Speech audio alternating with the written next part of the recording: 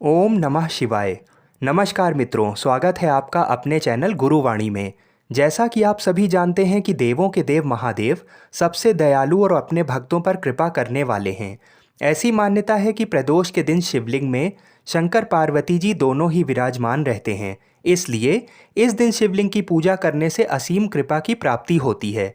भोलेनाथ ही एकमात्र ऐसे भगवान हैं जो दानवों और असुरों को भी वरदान देने में क्षण भर भी विलंब नहीं करते हैं और बहुत ही थोड़ी सी पूजा से ही अपने भक्तों से प्रसन्न हो जाते हैं और उन्हें मनवांछित फल देते हैं।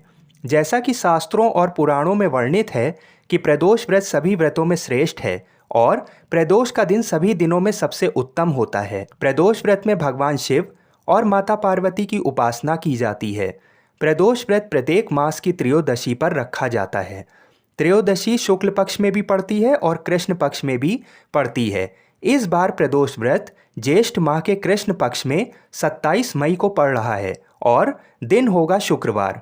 आज के इस वीडियो में हम आपको शुक्र प्रदोष की पौराणिक कथा सुनाएंगे और त्रयोदशी तिथि कितने बजे से लेकर कितने बजे तक है, ये सब वाराणसी के पंचांग के अनुसार आपको बताया जाएगा और किन उपायों को करके हम भगवान शिव और माता पार्वती की कृपा को प्राप्त कर सकते हैं। तो अपने जीवन का कीमती समय निकालकर वीडियो को पूरा अवश्य देखें। 27 मई को पड़ने वाला प्रदोष व्रत शुक्रवार के दिन पड़ रहा है और शुक्रवार के दिन पड़ने वाला प्रदोष व्रत सौभाग्य और दाम्पत्य जीवन की सुख शांति के लिए किया जाता है। शास्त्रों के अनुसार प्रदोष व्रत को रखने से 2 गायों के दान के समान पुण्य की प्राप्ति होती है। इस दिन भगवान शिव को सफेद सुगंधित फूल चढ़ाने चाहिए और माता पार्वती को लाल गुलाब या लाल गुड़हल का फूल अवश्य अर्पित करें और माता पार्वती को श्रृंगार की वस्तुएं अवश्य चढ़ानी चाहिए, जैसे चूड़ी, बिंदी, मेहंदी। ये सब माता पार्वती को अत्यधिक प्रिय है और इन सब से माता पार्वती अत्यंत प्रसन्न होती हैं। और एक चीज़ का विशेष ध्यान रखना चाहिए कि पूजा के समय ओम नमः शिवाय के जप के साथ साथ अगर प्रभु श्री राम का नाम लेते हैं तो भगवान शिव अत्यंत प्रसन्न होते हैं और शीघ्र ही हमारी मनोकामनाओं को पूर्ण करते हैं। भोग में भगवान को दूध से बनी चीज़ें अवश्य अर्पित करें, क्योंकि प्रदोष के दिन सफ़ेद मिष्ठान का भोग लगाने से अत्यधिक पुण्य की प्राप्ति होती है। अगर संभव हो सके तो घर में आप चावल की खीर बनाकर भी भोग लगा सकते हैं। ऋतु फल अवश्य चढ़ाएं, जैसे तरबूज, खीरा, खरबूजा, आम और भगवान शिव को पंचामृत अवश्य चढ़ाएं। पंचामृत में दूध, दही, देसी घी, शहद और शक्कर, इन 5 चीज़ों का प्रयोग अवश्य करें और भगवान शिव को गंगा जल अवश्य चढ़ाएं।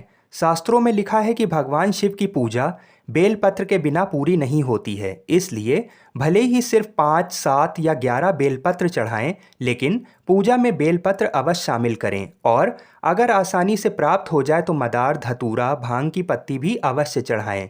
आइए अब सुनते हैं शुक्र प्रदोष की व्रत कथा। प्राचीन काल की बात है, एक नगर में 3 मित्र रहते थे। एक राजकुमार, दूसरा ब्राह्मण कुमार और तीसरा धनिक पुत्र। राजकुमार व ब्राह्मण कुमार का विवाह हो चुका था। धनिक पुत्र का भी विवाह हो गया था, किंतु गौना शेष था। एक दिन तीनों मित्र स्त्रियों की चर्चा कर रहे थे। ब्राह्मण कुमार ने स्त्रियों की प्रशंसा करते हुए कहा, नारीहीन घर भूतों का डेरा होता है। धनिक पुत्र ने भी ये सुना तो तुरंत ही अपनी पत्नी को लाने का निश्चय किया। माता पिता ने उसे समझाया कि अभी शुक्र देवता डूबे हुए हैं, ऐसे में बहू बेटियों को उनके घर से विदा करवाना शुभ नहीं होता है। किंतु धनिक पुत्र नहीं माना और ससुराल जा पहुंचा। ससुराल में भी उसे रोकने की बहुत कोशिश की गई, मगर उसने जिद नहीं छोड़ी। माता पिता को विवश होकर अपनी कन्या की विदाई करनी पड़ी। ससुराल से विदा हो पति पत्नी नगर से बाहर निकले ही थे कि उनकी बैलगाड़ी का पहिया टूट गया। एक बैल की टांग टूट गई। दोनों को काफ़ी चोटें आईं, फिर भी वे आगे बढ़ते रहें। कुछ दूर जाने पर उनकी भेंट डाकुओं से हो गई। डाकू धन्य धान लूट ले गए। दोनों रोते पीटते घर पहुँचे। वहाँ धनिक पुत्र को सांप ने डस लिया। उसके पिता ने वैद्य को बुलवाया। वैद्य ने निरीक्षण के बाद घोषणा की कि धनिक पुत्र 3 दिन में मर जाएगा। जब ब्राह्मण कुमार को यह समाचार मिला तो वह तुरंत आया। उसने माता पिता को शुक्र प्रदोष व्रत करने का परामर्श दिया और कहा, इसे पत्नी सहित वापस ससुराल भेज दें। ये सारी बाधाएं इसीलिए आई हैं क्योंकि आपका पुत्र शुक्रास्त में पत्नी को विदा करा लाया है। यदि ये वहां पहुंच जाएगा तो बच जाएगा। धनिक को ब्राह्मण कुमार की बात ठीक लगी उसने वैसा ही किया। ससुराल पहुंचते ही धनिक कुमार की हालत ठीक होती चली गई। शुक्र प्रदोष के महात्म्य से सभी घोर कष्ट टल गए। इस प्रकार से भगवान शिव और माता पार्वती ने उसके प्राणों की रक्षा की। आइए अब जानते हैं कि काशी के पंचांग के अनुसार त्रयोदशी तिथि कब से कब तक है और किस दिन प्रदोष व्रत रखना सर्वोत्तम होगा। त्रयोदशी तिथि 27 मई को सुबह 11:50 से शुरू होकर 28 मई को दोपहर 1:11 तक रहेगी। इस स्थिति में ये भ्रम होता है कि हमें प्रदोष व्रत किस दिन रहना चाहिए।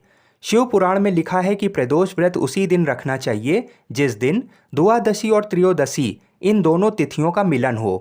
तो 27 तारीख को 11:50 से त्रयोदशी तिथि आरंभ हो जाएगी। तो जो प्रदोष काल शाम का समय होता है उस समय त्रयोदशी 27 तारीख को ही रहेगी। इसलिए प्रदोष का व्रत 27 तारीख को रखना ही सर्वोत्तम होगा। भगवान शंकर पार्वती जी आप सभी की मनोकामनाओं को पूर्ण करें। हर हर महादेव।